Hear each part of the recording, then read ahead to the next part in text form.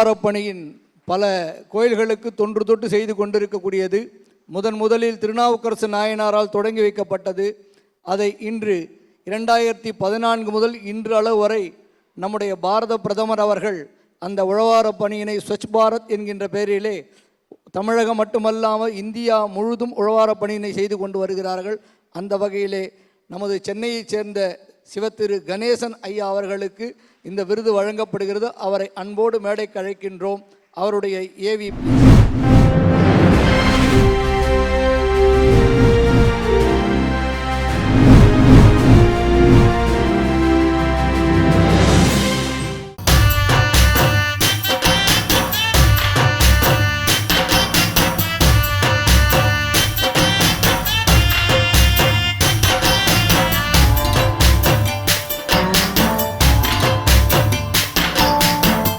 அடியன் கணேசன், நிறுவன தலைவர், இந்து ஆலயங்கள் சுத்தம் செய்யும் நிறுவன மன்றம், சென்னை அம்பத்தூரிலிருந்து இயங்கிக் கொண்டிருக்கிறது.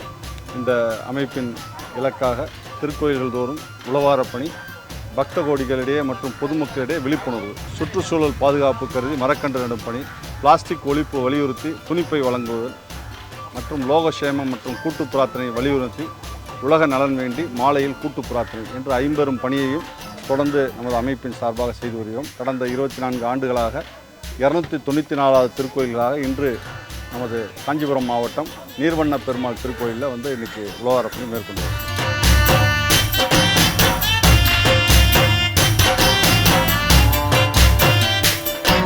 இந்த குளத்தை டெய்லி அவங்க பார்க்குறாங்க. இவ்வளோ பேர் இந்த ஊரில் இருந்தால் நம்ம ஊரில் சுத்தம் செய்கிறாங்களே, நம்ம ஊரில் நம்ம இப்படி வச்சுருக்கோமேன்றது அந்த விழிப்புணர்வின் தாக்கத்தினால் அவர்கள்லாம் மேற்கொண்டு இப்போ பொதுமக்களும் இதில் இணைந்து செய்கிறாங்க. இதுதான் எங்களுடைய இலக்கு.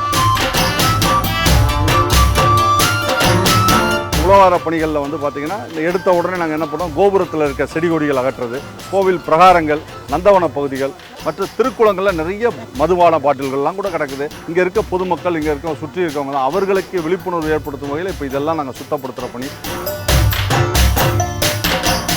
இந்த அற்புதமான உழவாரப் பணியை அடியார்கள் புடைசூழ இந்த அமைப்பு செய்யும் இந்த மகத்தான இறைபணிக்கு கௌரவப்படுத்தும் வகையில் இந்த தாரா ஃபவுண்டேஷன் மற்றும் தாரா டிவைன் அவார்ட்ஸ் 2025 தேர்ந்தெடுத்து அடியார்களை இன்று கௌரவிக்கும் ஒரு சிறப்பை செய்வது பெரிதளவு போற்றப்படுகின்ற விஷயம். மிக்க நன்றி. திருச்சிற்றம்பலம்.